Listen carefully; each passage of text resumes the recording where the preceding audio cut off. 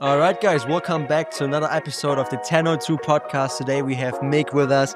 Thanks, brother, for coming along. And yeah, it's super cool. You have a lot of good stories. You guys don't know Mick. I could get to know you already a bit more. You came once to our base over, and you're for quite a number of years already now YWAM, and you're lead YWAM Ships, and you have some very cool stories and just stories that show the heart of God and how he, provided and just, showed or like prepared the way to reach people that are hard to reach.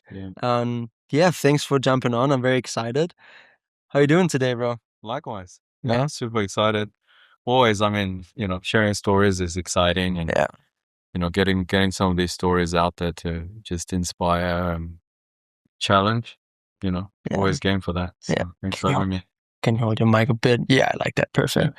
Yeah. I think there will be a lot of good stuff today. Maybe just for those who don't know you, just like a little introduction, like where you from, how do you grow up? Do you grow up in a Christian, like missional household? Was it new for you? How did you came into it? Yeah. So I'm a third generation missionary in my family. Yeah.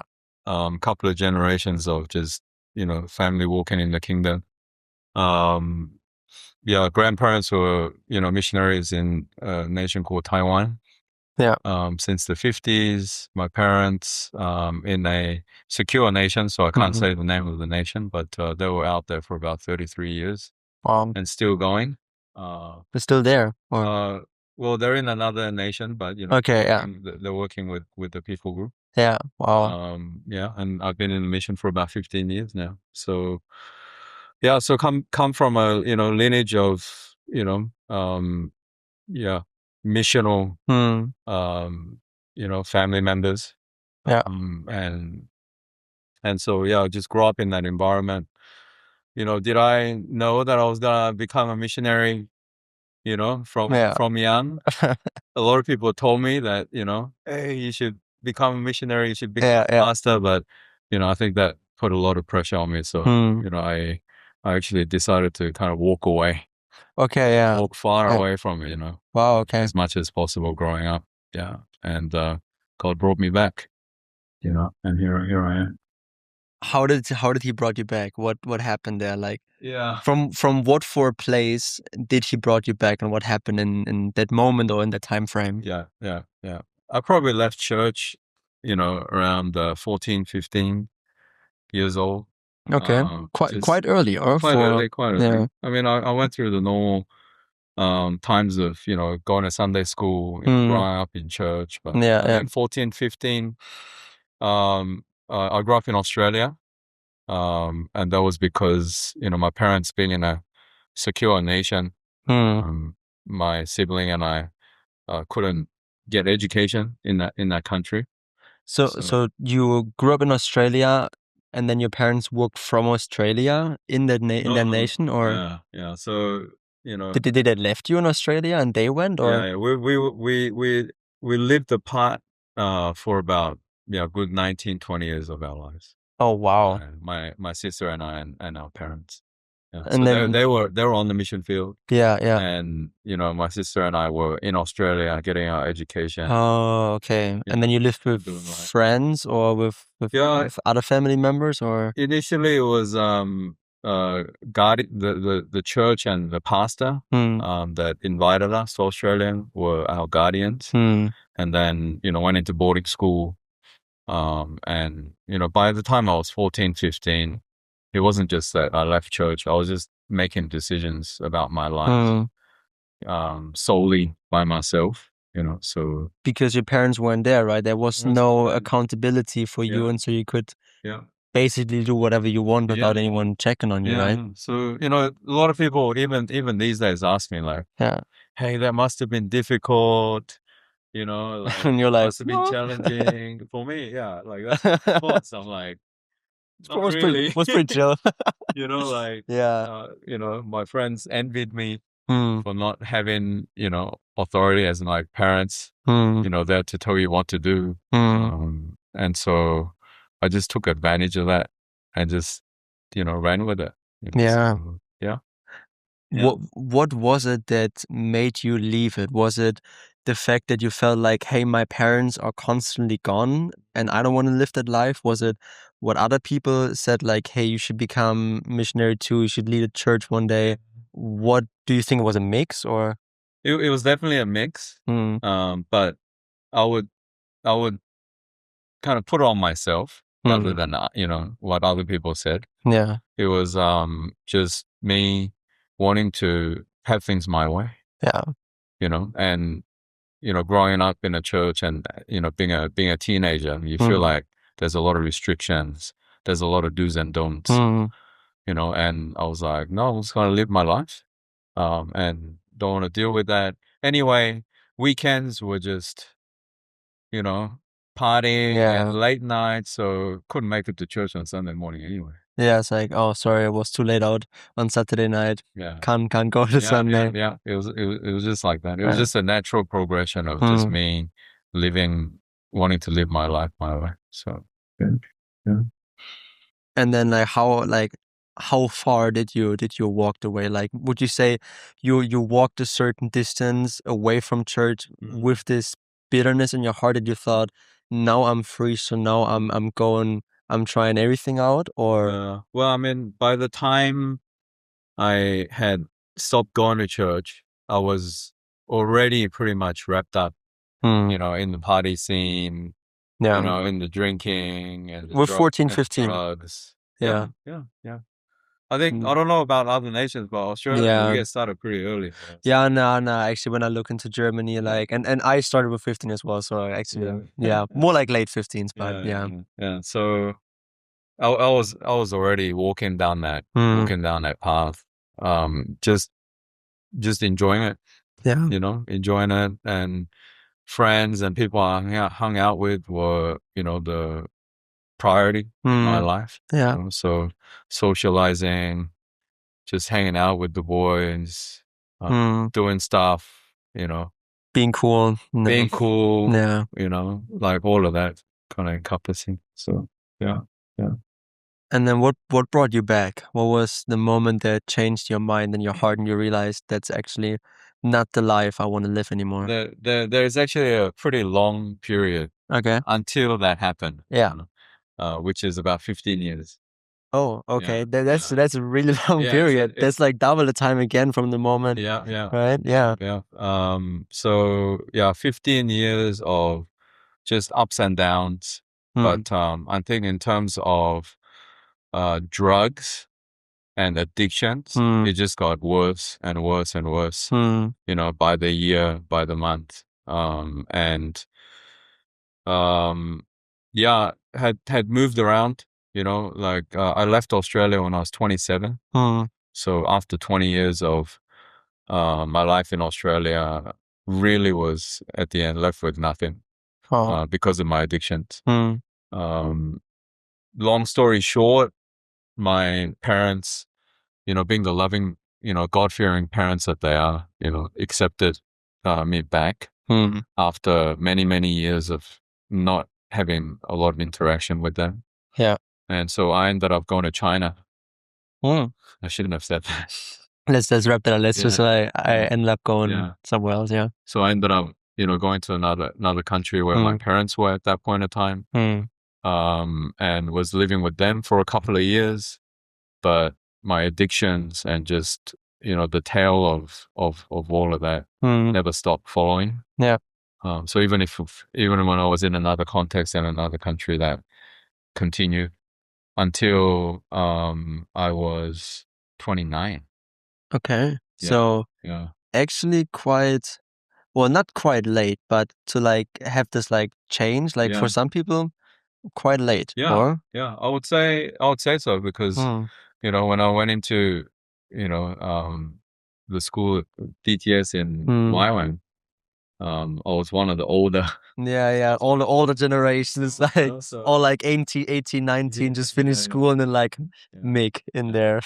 But even I think society-wise, people that I used to know, or that I was friends with when I was young, they were all getting already well into their career and getting married, having kids at that point in time. So I'll definitely say it was quite later in the years. And then what was this final moment when you decided, now I change my life, I stop everything, I go back to church? Was there one moment that like gave you this like final change of heart? Yeah. Praying parents, and prayers, that are built upon our lives. Of course, God hears them. And looking back on the hindsight, although I didn't realize it at that point in time, this thought of, man, I want to get my life back into the right place. Like, I can't live like this anymore. Like that, even the sowing of that thought was an impossible thing for me at that period of time, because I was just so engrossed in my addictions and just living that life for 15 years. You don't just wake up one day just going like, I'm gonna change. But in a way, it was the case for me. Yeah. Well, I guess you wake up wanting with this thought, but it's hard to actually put it into reality, right? And how many times I actually tried to quit and get along with my life. I can't count it with my 10 fingers, but there was a very special season where I think God was really working in my life. He was always present. It's just that I didn't recognize it, right? Yeah. But he really started working in my heart, just making it really tender and emotional, to go like, man, I am really desperate for change. And I can only attest that to the prayers, of my parents, that have been going on for years and years and years. And at that point of time was the time that God had, appointed to stir that in me, so yeah. So, I made a decision. Didn't know what I was gonna do other than go to a drug rehab, center somewhere, to straighten myself up. Was it a Christian drug rehab center, or? That's what I was looking for. Okay. Yeah. That's what I was looking for. So there's a few famous names, of drug rehab centers that are Christian around Asia. So I was looking for that, but of course that wasn't God's plan. He was like, I got a different one for you. Yeah. and it came, in a kind of a weird, but an exciting way, of my sister, who had grown up quite straight and narrow. Yeah. Very different to me. What a good Christian, right? Yeah. It's like the prodigal son, like the one staying home. Herself, but she was really responsible, being an older child. Yeah. And she just one day passing by said, "Hey, like, if you're gonna get your life straight, why don't you go meet God?" And I said, "How?" Yeah. Like, what do you mean? And she's like, "Oh, there's this Christian program." And I said, "No, I'm not going to no seminary or some church camp or like that kind of stuff. Like, I need to go to a rehab." Yeah. Like what I've been going through. I need to go to rehab. And she said, "There's this thing called the DTS," and I was like, "What is that?" And she had done the straight and narrow path. She had done a DTS on her own decision and accord when she was 19.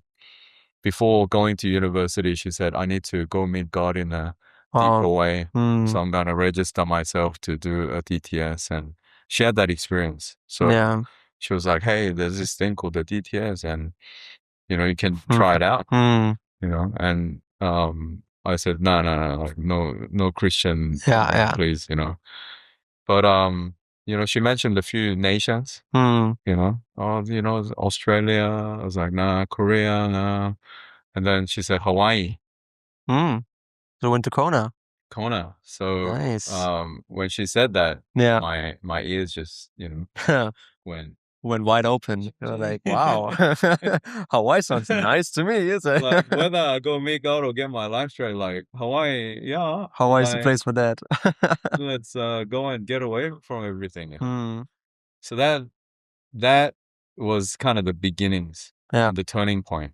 It wasn't some fleshy thing, where this like God appeared or what. It was just that slow but steady, just tenderness of the heart, and then just options that were given. Yeah. I thought, wow, and walked into that. Yeah. And then DTS completely changed. What would you say was something about God you learned in DTS that you may have heard before, but then it turned from head knowledge into heart revelation and actually changed your life and your walk with Jesus and how you look on life? What would you say? Was there something? Oh, definitely. I can mention a few things. Yeah. Always the first thing that comes to my mind is his relentless pursuit after his children. Yeah. And we talk about unconditional love, we talk about how much God loves us. But the intensity of the way that he pursues us. Yeah. And never lets go. Like a dog that's bitten on something that they just can't let go. Like a sticky I don't know if ones. that's a not good analogy, but it just I can just see the fingerprints of God where he never let go. Even if I didn't realize it, even if I didn't recognize it, he just really never let go, and he was always there. Yeah.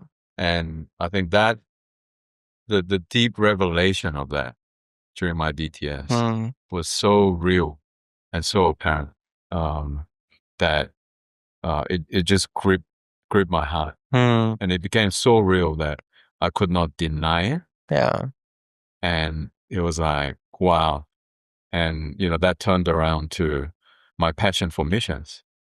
So in your DTS, this heart for the nation started also to grow. Yeah, I think more like his heart for the people, which was displayed to me in my life. Yeah. And I was like, if he's like that with me, like, yeah, the people that he's pursuing, he is relentlessly going after them and their hearts as well.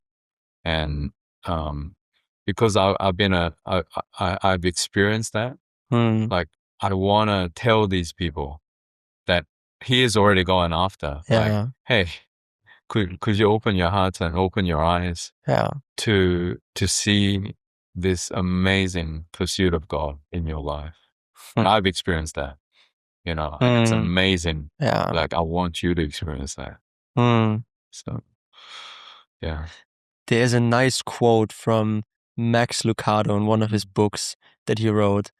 And he said, this fire in me is so strong and intense that if I don't share it with others, it will consume me from the inside. And I think that probably describes your encounter with Jesus quite well. And I think that just describes this love of God. Once it reaches our hearts, there is no other way for you to keep it in the long run. You might manage to keep this like deep encounter for you for a certain period of time, but I believe once you encounter God's true love, there's no other way of one day saying, I have to tell to others because it's so beautiful that I can't just keep it for myself.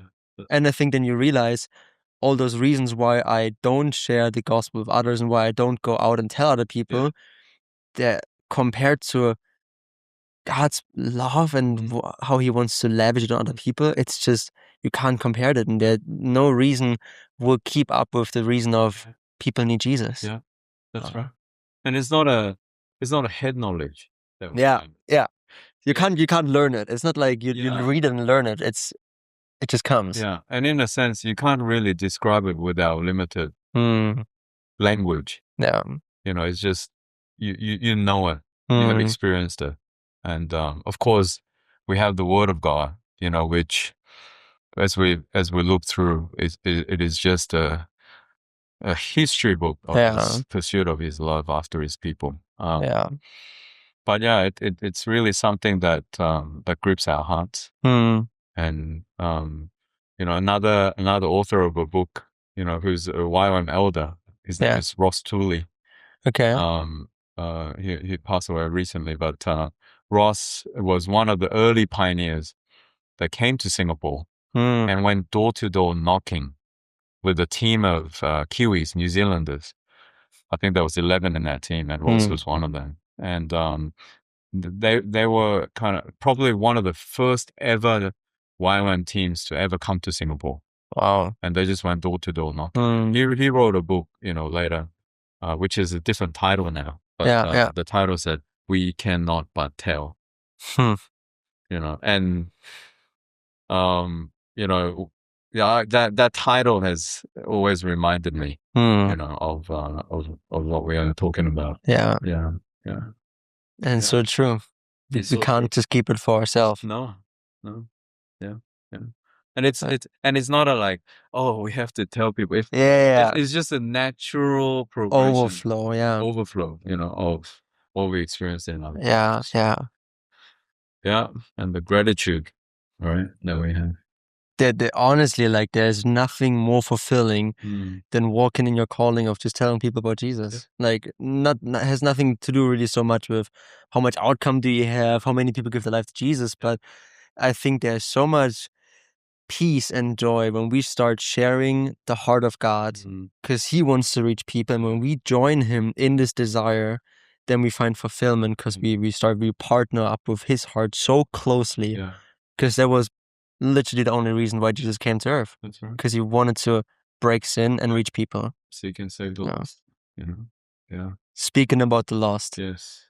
You work now fast forward. So your DTS was how many years ago? It was 14 years ago. 14 years ago. Fast forward. Now you work with YWAM Ships in Singapore together. Can I say that? No. Now you work with YWAM Ships, Southeast Asia. Just okay. Yeah. Now you work with YWAM Ships together. How did you get into that? Would you say your heart for just reaching people led you into YWAM Ships? Yeah. Interesting journey. And it took me by surprise as well. Yeah. Well, the first thing when I... Oh, maybe just quick, for those who don't know what YWAM Ships is, can you bring that in? Like, what is YWAM Ships? What's the heart of it? What's the purpose? And what are you guys doing? Yeah. Maybe I'll talk about that. Yeah. So very interesting this discovery journey for me in my journey in walking into expressing God's heart for the lost, in through the strategy of ships. But before that, after I did my DTS, of course, the background that I was from, which is drugs, the party scene, the street life, and all of this, I initially thought that my lifetime ministry would be with drug rehabilitation centers, going into, the prison, working with youth at risk. It was just the right fit for me with the experience that I had growing up. And I did start walking down that path in terms of ministries, and went into the prisons in Southeast Asia and shared my testimony and get taught in classes and whatnot. But quite soon after I came into YWAM, with the base that I was serving in, we were just about to pioneer a medical boat ministry in an island in Southeast Asia. There are pictures from it, right? Yeah. So for those on video, we put some pictures of it in, right? Because I continue. And this medical boat ministry was awesome. Did I ever know that I would be part of something like that, or even have the skills and the means to, be in a team like that, doing that kind of work? No, never. But God has His ways, and He has put some markers along the way that you just only discover these things on the hindsight, right? Once you have walked in, and he he allowed me to start to be a part of, this medical boat industry right from the beginning. When did you guys start that? In 2013. 13. Okay. Yeah. So like only 2 years into it. Yeah. So you were very fresh into it, and you joined that pioneering ministry. Yeah. And I was actually staffing in a DTS, and that DTS was being used to pioneer that ministry. Oh, wow. So again, it just became a natural progression. But yeah. So and then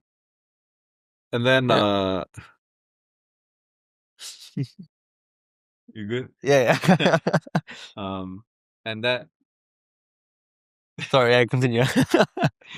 and that led me on a 10 over years, of journey in discovering that actually this was a call on my life. Wow. Yeah, this was a call on my life. Ships ministry, as we know it, is using ships as a vehicle and a platform to serve the last, least, and the lost. It is often used, especially for the marginalized and the most isolated and remote places, to bring healthcare, bring education, the necessities of life, and of course, the gospel of Jesus, ultimately to these places. And that is, ships ministry over the course of the history of, YWAM as we know it. We've had multiple vessels, that have done tremendous work in the history of our mission, and ships have come and gone. And there's stories behind that, principles, in YWAM that we have learned out of those experiences and stories. But the legacy of ships ministries within YWAM just has been continuing since the very beginning and the inception of, YWAM, global as a whole. And we have multiple vessels. I don't know if we know exactly how many vessels are in ministry inside, the YWAM family, but we could be looking at, a number of 30, 40 vessels around the world. Wow. All sorts and different sizes, being utilized for many different things, medical education, Bible distribution, and then, there's a specific way that the Lord has led us use vessels to reach out to the region that He has placed us in. Yeah. So over a course of 10 years, you say, from 2012 on, you said? 2013. 2013 until 2023, you would say, that was your time period when you realized that's a lifelong call. Yeah. Would you say that's what do you mean when you say lifelong call? Would you say you're confident in saying, I will do this until I die? Yeah. I can confidently say that. Of course, God can do anything, of course, but I think I can recount the culmination of my family's DNA, YWAM's, legacy with ships. Yeah. And then, coming out of both of that, just a deep sense of longing to see the unreached, unengaged places reached, and the gospel to reach those people. Yeah. All have culminated over the last 10 years, to this point, where, I can confidently say, that's, that is really a huge part of my life's call. For instance, my grandparents, and this is a discovery after I came into YWAM, after I gave my life to the Lord again, and start to find out about things about the history of my family. My grandparents, especially my grandfather, was a missionary to the cannibal tribes in Taiwan. in the 50s and 60s. Okay. So there were still cannibal tribes in the mountains at that point of time. And, my mother told me that she would say goodbye to her father going into the jungles, and it'll be like, yeah, he may never come back again. And so a super unreached people group up there in the mountains was my grandfather's goal, and passion. Coming to my father and my parents in that nation that they were in. A huge part of their work was to reach out to the unreached people groups.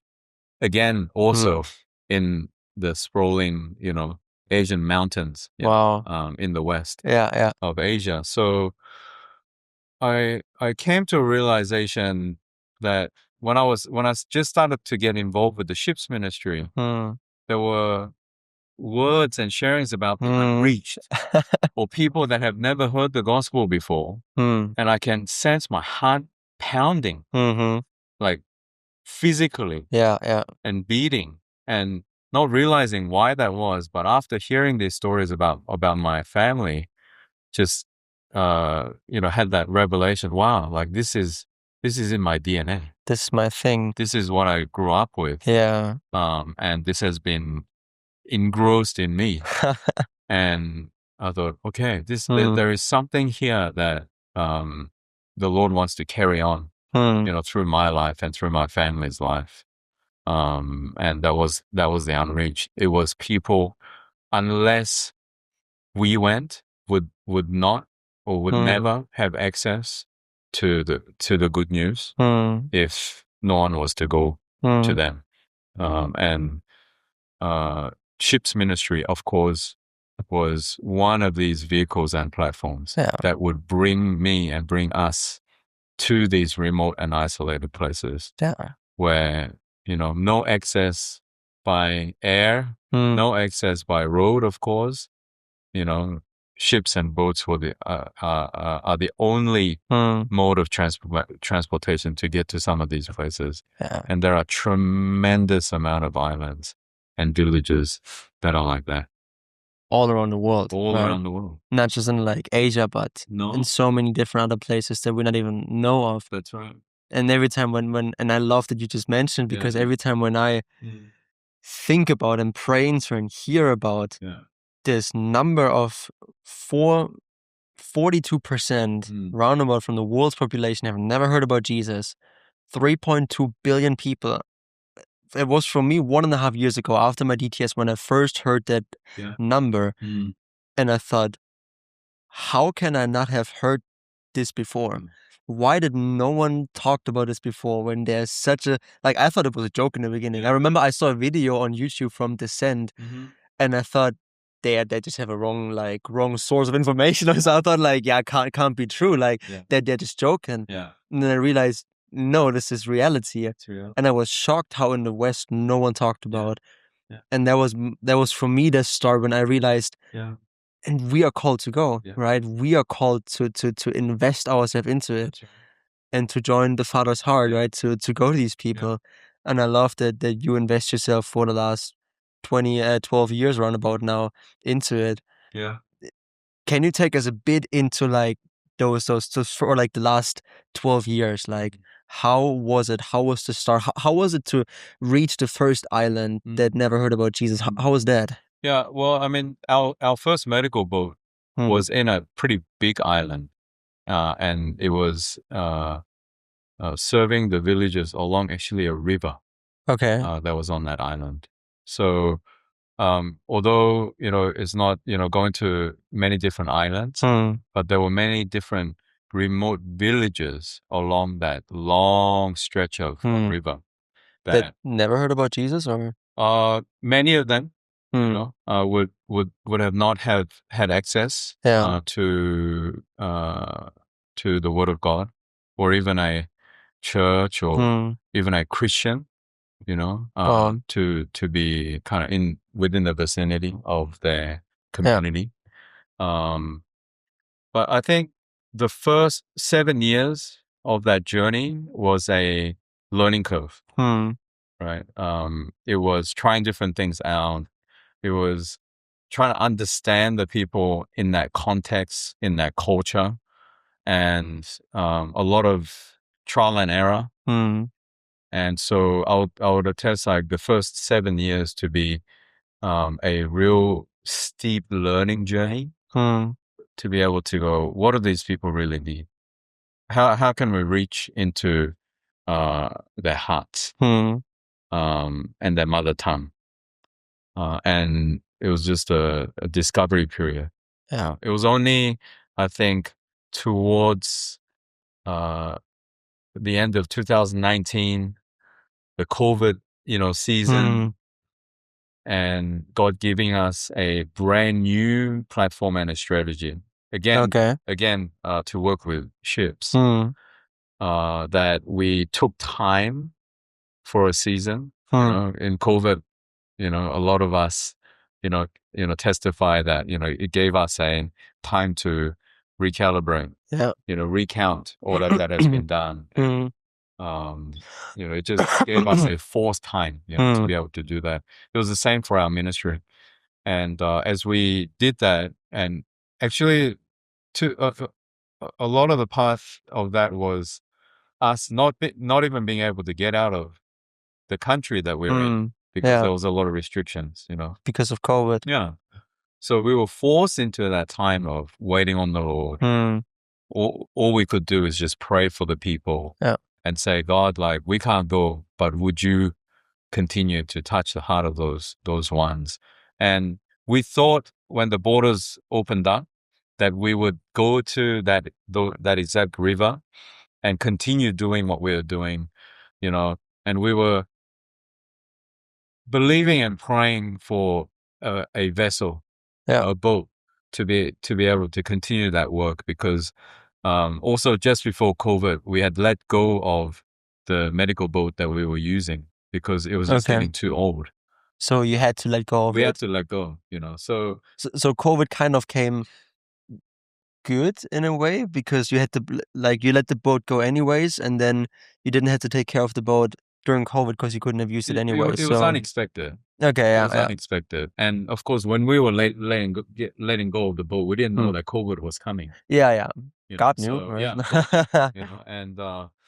And as we were waiting, he gave not just us, but just the YWAM Global Ships family a subset vision, along with all the ministries that are going on with ships. He gave us another strategy, and he got us, as we heard the vision being shared, he got us to say in our hearts, wow, like, that is the new strategy that has been spoken and been downloaded by the Lord now is actually for our region. Wow. And that was so apparent and clear to us. So, we ended up saying yes to that and, walking into that. Yeah. Can you talk about, like, can you explain the vision and how it was different to the first vision? Sure. Yeah. Like I said, our first vision and work was a medical boat. We use healthcare and medical to, reach out to these villages. That was our way to open the doors of hearts and homes in those places. But switching to this new vision, the vision is called the Flotilla. Yeah. And the Flotilla vision is one of our ship's elders one day asking the Lord a question. God, we have so many ships and we are doing this and that with, ships ministries, great works, but there are still so many islands and villages that cannot be left out of our radar. How do we go further? How do we go deeper? What is the way? And he was flying over, nations, at different times. And as he looked down, he saw many marinas in these nations, especially Hawaii. Yeah. When you're touching down, you're flying over these marinas, and there are hundreds and thousands and 10,000s of boats that are there, sitting in the marinas, sometimes not being used for months on end. Yeah. And they're owned by, all individual, owners. And he just felt like, what if we can engage some of these small yachts that are sitting in these marinas, who are owned possibly by Christians? We in YWAM have missionaries and training and hearts that want to go to the most isolated and remote to bring the gospel. Yeah. But sometimes we can't, because geographically some of these islands are challenging and one of the most challenging to get to. But if we had partnership with small yacht owners, we're able to partner together and sail to these places together. So what if we could challenge, if we could sow the vision to Christian small yacht owners to partner with YWAM to complete the Great Commission? Wow. So again, when we heard it like that, on a call, one day, during COVID, during the tail end of the COVID time, we just said, wow, that is a vision and a strategy that is fit for our region, and we want to adopt that. Yeah. And we just had a wholehearted yes in our hearts, and just began that journey in towards the end of 2020. Yeah. But it wasn't easy, right? Like, no. How can you take us into the moment? Like, because I know the story. Can you take us into this moment when, like, you heard this, you heard the vision, you said like, yes, God. Yeah. But then there's always this question, but how? Yeah. How are we doing this? Like, I know it works for other people, but God, how does this work for us here? That's right. How did God at the end open up the door for the first marine ship for you guys? Yeah. Okay. Right now we have a partnership of about 9 boats. Wow. Within this period of about 4 years. Wow. I can testify, and all of my team members can testify. None of them became our partners because we first reached out to them.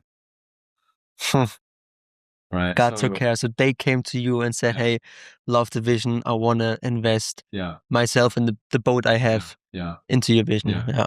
And when we, of course, said a wholehearted yes, like you said, you can say a wholehearted yes, but it's like, what next? Yeah. What do you do?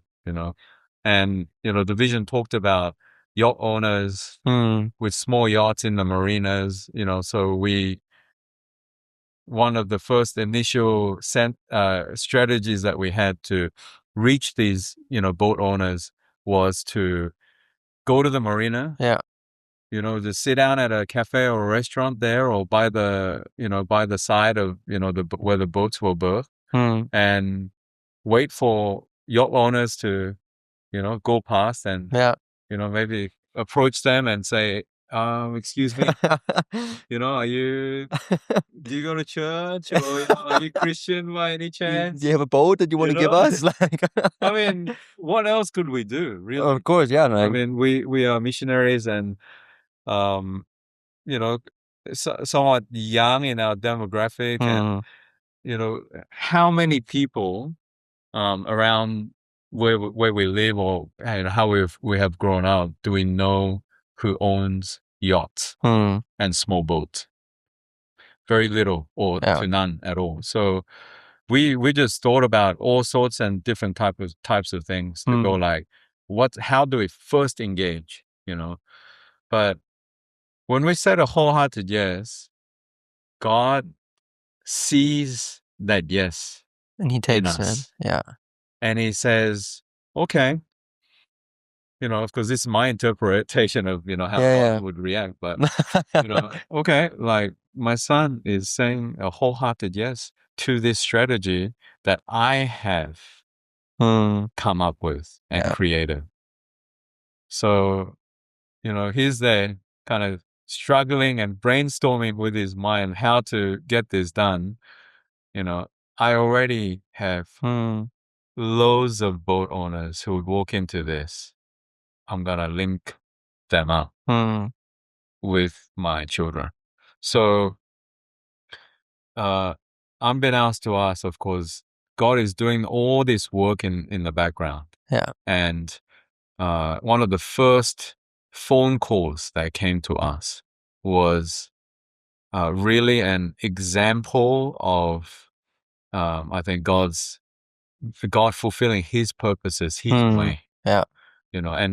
And did we ever end up going to the marinas and sitting down and, asking the yacht owners, are you Christian? We never even got there. Oh. And even before we could kick in a good idea that we had to get something going, he was like, here is a boat. So I got a phone call one day, and it was the base in Kona. Yeah. And said, hey, Hudson, there's a boat owner that you need to meet. Wow. And I just went, what? And I said, who? How? And they said, they called us in Kona because they were thinking they want to use that boat for missions. Yeah.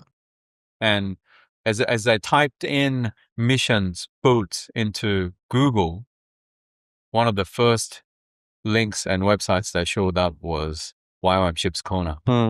And when they went in there, the Flotilla Vision was already shared at that point of time. So when they went in, they saw these words, the Flotilla Vision, partnering with small yacht owners to reach the most isolated and remote islands through healthcare, medical, and the gospel of Jesus. Yeah.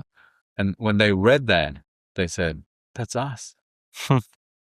So they contacted Kona, and after some conversation, our guys in Kona said, hey, by the way, where are you located? Where's your boat? And they said, we're in the States, but our boat is in Singapore, in Southeast Asia. They said our boat is in Southeast Asia. And when our Kona guys heard that, they went, oh my goodness, you need to get in touch with someone, and let us link you guys up, because in that region of Southeast Asia, this flotilla work is already beginning. And so that's how I got linked to this boat, and that became one of our first boats to do outreaches into the islands. So wow. Yeah, and then again, every single partnership and yacht owners that came into being after that was just divine and miraculous in how the relationships were formed. Yeah. Wow, there are I love it. I love to hear that story, because it just reflects, I think, the way how God partners up with us, and how we can partner up with God, and how God just orchestrates missions work with people from the workplace, how He's just connecting and keeping the body of Christ always together, and how He's always using both sides. And it's never just missions, it's never just workplace, but it's always both connected. And it starts with a heart. And I think, like you said, that we are sometimes so focused on how can we come up with the perfect strategy for something that God put on our heart, when sometimes the answer is just don't try to think, be patient, and just listen to God and see what He comes up with, and then let Him do. And having this heart posture of, like Isaiah 6 verse 8, like, here I am, Lord, send me. Like, Isaiah had no clue where he was going. Like, when you guys said yes to the Flotilla Vision, you didn't necessarily know how to do it, but I think God loves to see His children saying yes to this heart vision, and then asking the question, okay, but how? I think that's something key that we sometimes miss, because we want to know the how before we say yes, so that when we say yes, we can start already. That's right. but sometimes we don't have to. Yeah. And then God can come in with his grace and his provision and with his mastermind and just open up doors. Yeah. Right. That's right. And then now the Flotilla Vision is going for 4 years, you said. Yeah. I want to know, is there one story that touches your heart, on people you reached, on an island you went to? Is there a story that you love to share? For sure. Yeah. Yeah. Come on. Let me just tap on what you just Yeah. just now, because it reminds me of a sharing that I did just over this weekend. Was one of the biggest lessons that we have learned over the last 4 years is we cannot outdo God, especially when it comes to his heart for the lost and the least. Like, we talk about partnering with him. We talk about, us being in missions, being his hands and feet. And we can use, all these words. But really, ultimately, we are actually just sitting on the sideline of a soccer field, seeing a beautiful match of a game happening on the field. And we can only just literally with our jaws dropped, just going, wow. You are the Lord of the harvest. You are the ultimate heart for the lost and the least. Yes. And so really a huge message that we have learned, that we continue to learn, is it is foolish to even think that we can do something for him and to outdo him in his heart for the lost and the least. And that's also the reason why, going back to, I think, what you mentioned, which is beautiful, is this thing about listening and obeying. And this word, this Hebrew word Shema, which is, mentioned in Deuteronomy to the Israelites. Listen, O Israel. And that listen word is in Hebrews Shema. And Shema's meaning is not just to listen and hear. It's listening with the already intention to obey. So you're listening Come to on, go, I'm listening to already obeying. Like that first posture of listening, is not will. It is already. It's already in process. You listen so you can know what to do. Of obeying. Yeah. I just love that. And how can we not do that when he is the Lord of the harvest? He is ultimately the one that is pursuing after the hearts of these, of these ones that don't know him. And we just constantly have this revelation of, it is foolish to even think that we are doing something. But I hope you hear my heart. You know what I mean? Yeah, I totally feel you. He gets us to partner with him, and yes, we put our hands and feet and efforts and sometimes blood, sweat, and tears into these things that he's calling us to do. But ultimately, it's him. And if we are doing that without having shamad, have listened with the intention to obey, then it is work that is useless. Yeah, because it will not be able to withstand the test of fire that will come when God tests all the work on fire, right? Yeah.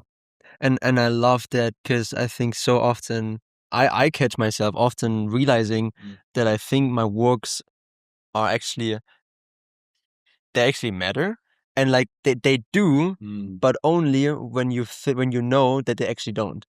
I you know what I mean?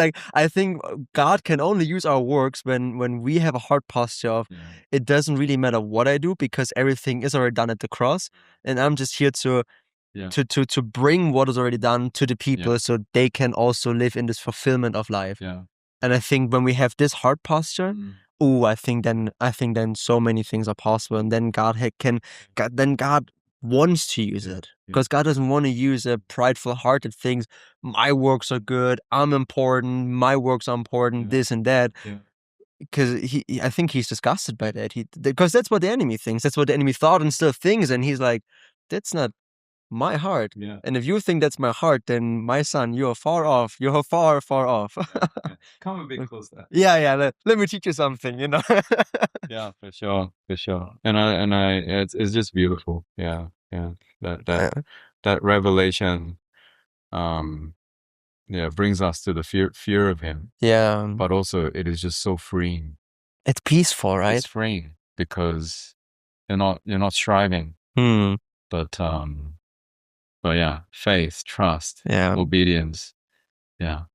Away from performance, towards just love, right?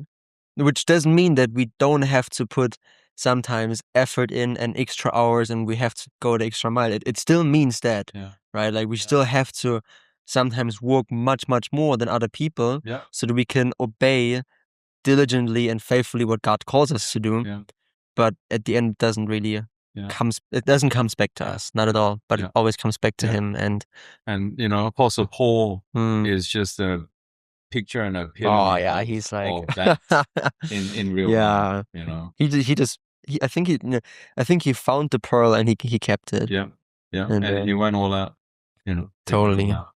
So he totally lost the fear of man and comparison and reasons why not to, and he was like, doesn't matter anymore, right? I already died inside, so can't die a second time, and if then I will be with Jesus, it's also quite nice, right? But if he says die again and go even deeper, into wherever, like I will, because it's all about him, so amazing. I was just reading Philippians this morning, and I was just getting that, and wow, it was it's refreshing. I want to just jump in quick because I had this thought.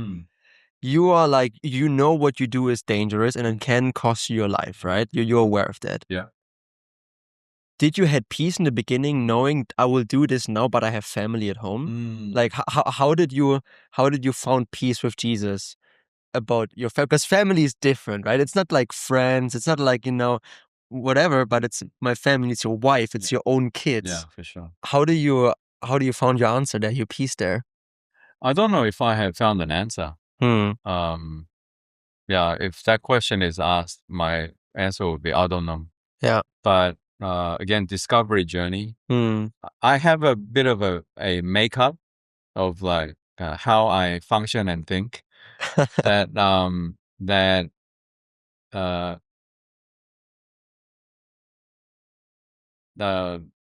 kind of pulls me away in the beginning stages in thinking about all the details. And just I have what I need just to get started, and that's actually all I need in order to get started on something.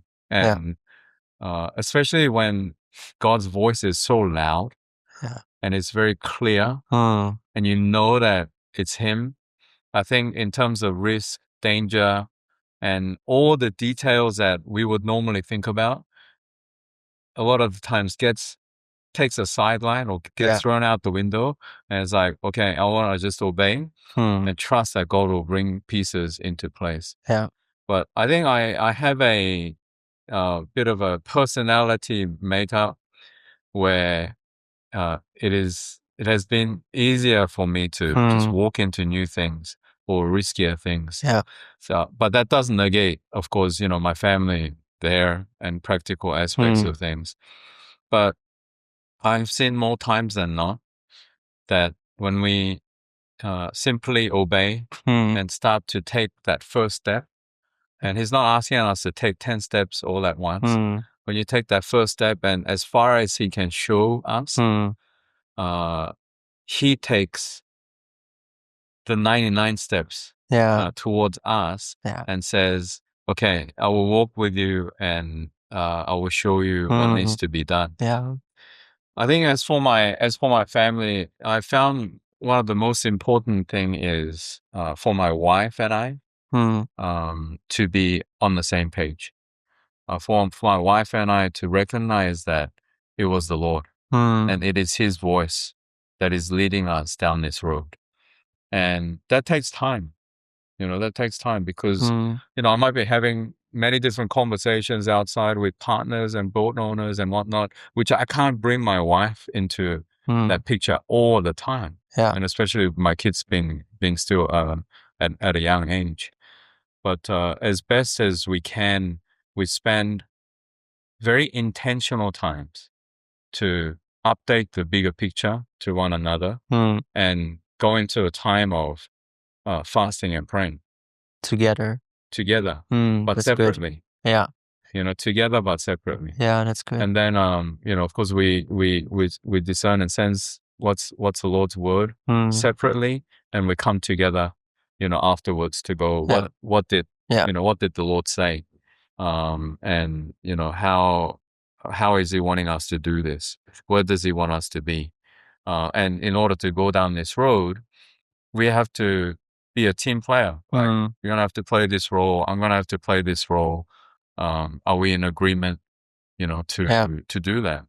And so it takes time, it takes an intentionality, but again, if he has spoken, if it's the Lord's word, and we are intentional about surrendering and listening to him, he will get you and your wife into that same space, no matter how long it takes.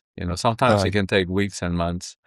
Some things we're still wrestling with in terms of different things, but my wife and I have come to a place of going, this is his word. This is a direction of the missional work that he's calling us to, and we're on board. No matter what it takes, we're on board together. And then that leaves our children. I do really sense within a family unit, as long as the father and mother is in unity and in agreement with one another, it will translate directly to the children. Okay. And of course, I can't speak for families with older kids, teenagers and whatnot, but our kids are at a younger stage, so they would observe, they would look at, they would see how mama and papa are doing. They would sense the agreement between the father and the mother. And when the dad is gone on a sailing trip, mom would be saying, hey, like, this is teamwork. And our part to play is to pray for daddy and the team, that's out so there. Good, yeah. And, me coming back and sharing stories, just bringing them into that picture. Although life at home, may just go on, and they're going to school, and, they might be physically detached from all that's going on out there in the islands. But, in prayer, in heart, they can, they can have a sense, okay, this is our family doing this together. Yeah. So unity. Yeah. Again, may sound very ideal and situational. Yeah. But and it takes a lot of effort and intentionality. But again, like, his will, his ways, and if it is, he can gel this together. Yeah. So we're still learning, and wrestling with things. Kids are growing up also. But at least we sense that unity and agreement. That we can always fall back on. How old are your kids now? My girls are 10 and 8. Oh, okay. So slowly coming, or are already in that age where they see what you do, they know what you do, they are fully on it. And I think now they come into this interesting age of which path, or what do I start to accept as truth and what not, and what do I want to follow. Yeah. But they've been to the islands a few times. They've been with you? Yeah, with me. Oh, that's as nice. a family. So, and they still say, when can we go back? So that's you like to hear that as a dad, right? That's a good sign. Yeah. Love it.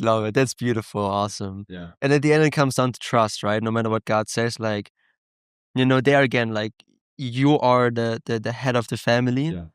but you're not the one who has his hand over the family, but it's still Jesus. Yeah. And no matter where he calls you, his hand will remain over your family. No matter where he calls your wife to, his hand still remains over your family. Yeah. And I think that, again, brings peace to know it's not me at the end.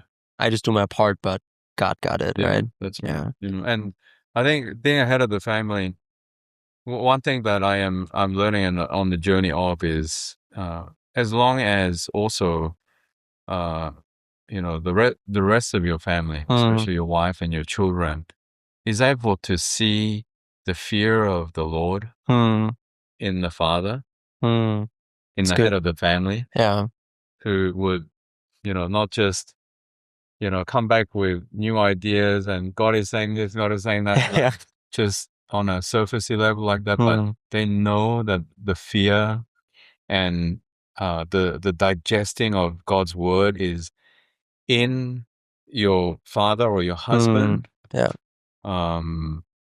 I think that makes a huge difference. That's good. In the submission in their lives to the Lord's leading. So I think there is the original design of God in terms of family and family unit and that. So so that's something I'm seeing, I'm learning, I'm trying to live out as best as I can. And I believe you do a good job there. I believe you go diligent here. Or maybe next time we have her on a podcast and then we see what she says.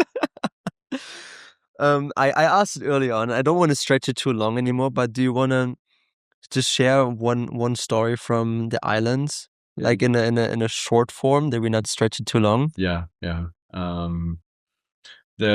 There are so many testimonies in terms of our engagement with the people in the islands, but one standout story that I could mention is we were in an island one day, and we try to not also, when we are there, waste too much time in terms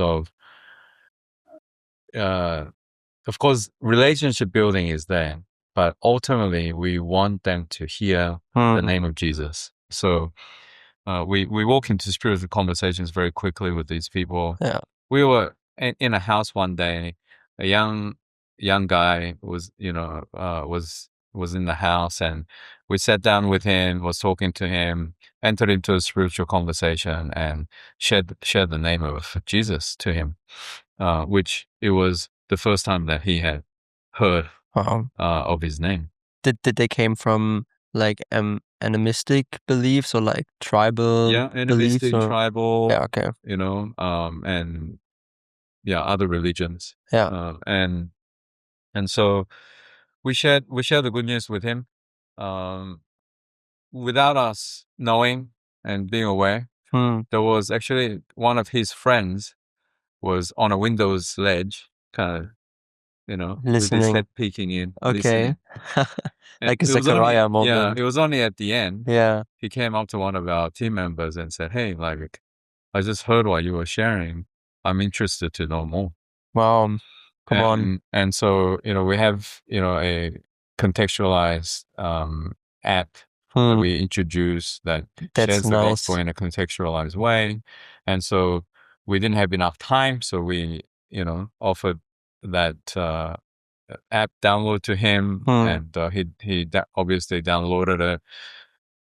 About a month and a half later, he wasn't on our radar, but he came to one of the main islands that we were in, and contacted one of our team members and said, "Hey, I am on the main island right now because of work. I just want to tell you, I've been reading the book, which is the book of life." Oh, that's right. Okay, nice. I've been reading the book for the last 1.5 months, every single day. Wow. And so he, of course, our team members, are excited. He's like, "Can I meet you?" Right. So they meet up. They end up sharing the gospel to him, person to person. He accepts Christ, right, and comes into the kingdom. in that meeting. And then as they were parting, the guy said to one of our team members, "Hey, next time I come out to the main island, I want you to baptize me." Come on. So great, got a date, at that point of time, and we were gonna baptize him when he came out to the main island, and we were gonna go on a sail right the day after to another, a couple of islands, which was not the island that he's from. Yeah, yeah. And so we were getting that ready, and we were getting ready for that day when he would come out and be baptized. The story went that a couple of days before he was about to come out, he got so sick that he couldn't come out on that day. So it was like, oh, bummer. Like it would have been our first baptism in terms of, from the people from the island. And we were a bit disappointed because we prayed for him. And, in a time of discerning and prayer, God said to us, if he can't come to you, you go to him. Yeah. And we're like, we're going the other way, Lord, But we all had the same sense, changed our plan, and said the first stop that we will stop in will be his island. Yeah. And we were reminded, of course, the one lost sheep, he left the 99 to go to that one. And that came out in our prayer time. So we sailed down to where this guy was. And by the time we got there, he was absolutely fine. Wow. And we invited him onto the boat and had a meal together, and we kind of said, "Hey, bro, this baptism thing, that we were talking about, are you still, keen?" And he's like, "Oh yeah. I didn't forget about that. Like, can you baptize me now?" Come on. And we were like looking around the boat, like going like water bottle or like, what? And then of course we just realized surrounding our boat was water. Yeah, it's like God is like, what was it? Right there. And it was in the pitch, black dark of the night. It was great that, the boat and the partner had underwater lights under the boat. So we turned it on. But as he was jumping into the water, and we had to kind of get him changed into our own clothing. Yeah. Because he can't go back to his village with wet clothes and everybody's going to ask, like, what happened to you, right? Yeah, yeah. So we got him changed. As he's walking into the water, we realize we are baptizing an islander, local islander from that region in the water of the people. Wow. Of the region, water of the ancestors. Come on. And, another member of our team went into the water with him, talked about what the baptism means, and we baptized him, in the water of the islands. And we just said, Lord, as this guy is being baptized in this water, may tens of thousands follow this man's obedient journey, to be baptized in this water, and we celebrated, welcome to the family, and all that. Of course, a couple of months now, probably about a half a year now later, he is a multiplier and a disciple maker. And he is talking and sharing about the gospel to his friends and people in his island and people he meets at work. And one of the amazing things, that he says to us in a very frustrated way, he's like, I'm learning more and I'm reading the book of life and I'm sharing and all this, but I just can't get my wife to understand and listen to me that he is real. Yeah, yeah. Wow. And you just look at that and you can go like, oh yeah, but it's like, man, he got it. Your heart, brother. Yeah. And He found it. It's like you and your heart to share the good news actually puts us to shame. Yeah.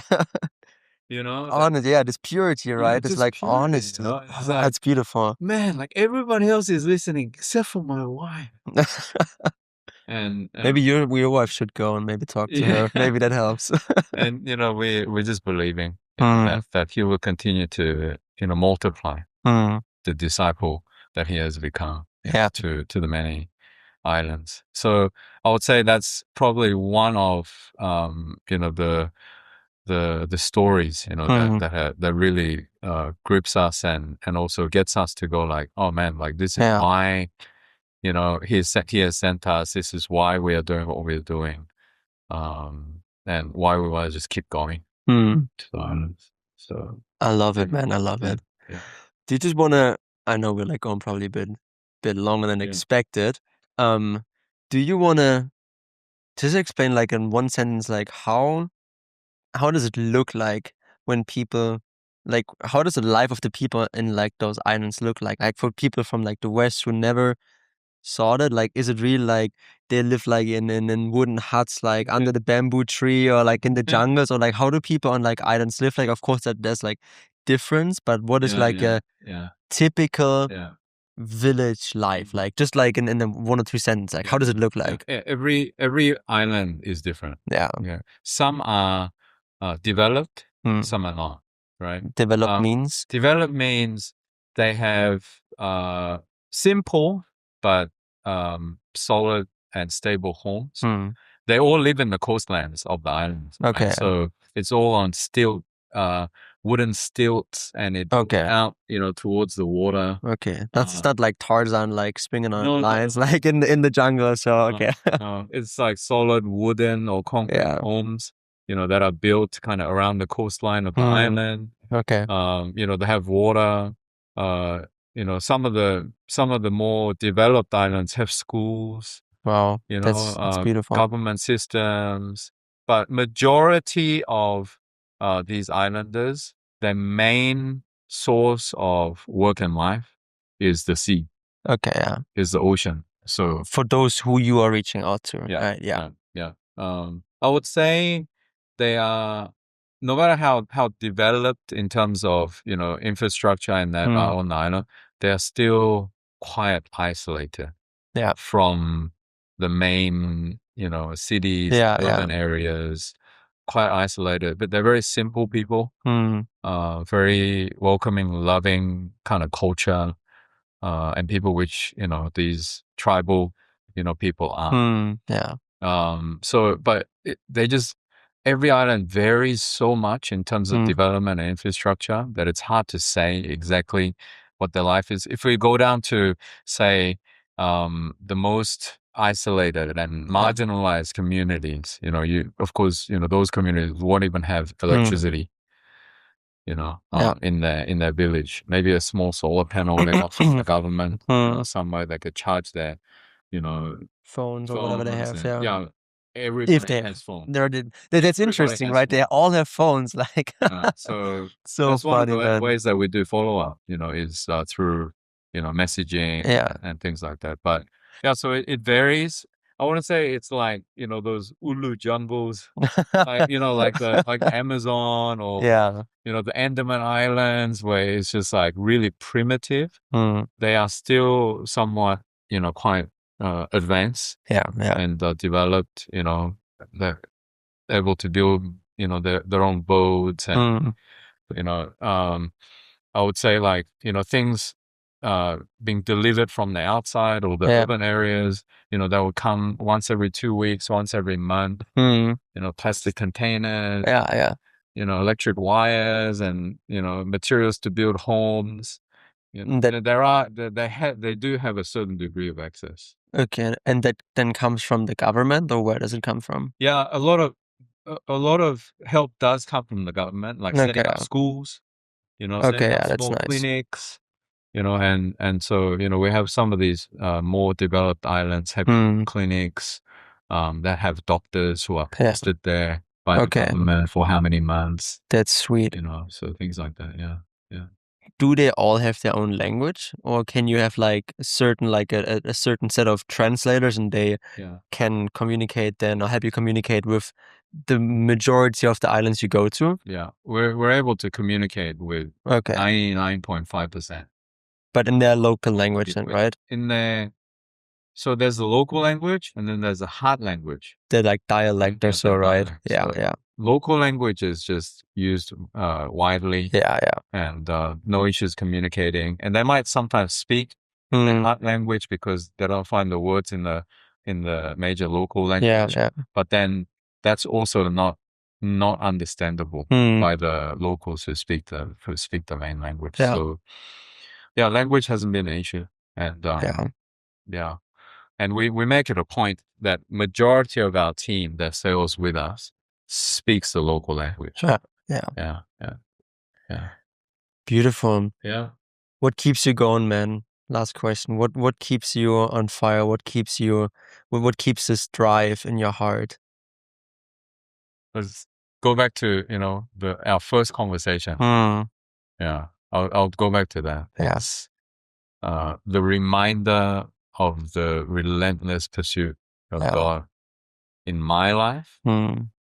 That is always the anchoring piece. And to go like, God, if you were like that with me, and you could forgive so much and run after my life to that kind of an extent of just miraculous just pursuit, of my life, then I mean, your heart is really for everybody. And you are able to do anything to, take a hold of, these people's hearts. So just going back to that first love, first encounter with the Lord, and those revelations about who He is just keeps me going. As simple as it can be. Yeah. As simple as it can be. As long as my legs are working, arms are working, my eyes are still seeing. You're running. Yeah. You're running for Jesus. Yeah. Beautiful. Yeah. Unless He says otherwise. Let's see what happens in the future, right? Just listen and obey. Yeah. Keep it simple, man. Love it. Guys, that was Mick. That was amazing. Thanks so much, brother, for your time, for all the wisdom and all the stories you shared, man. Thank you, bro. Really enjoyed it. I hope you guys enjoyed it too. And that was Mick. If anybody wants to get involved with your work, right? Just like Flotilla, Southeast Asia, and then they will figure out a way, right? Sweet. So guys, if you're interested, Flotilla, Southeast Asia, you will find your own way. And that's it. Thanks for taking the time. And we're praying for you, brother, and for the work. And guys, we see each other in a new episode. God bless you.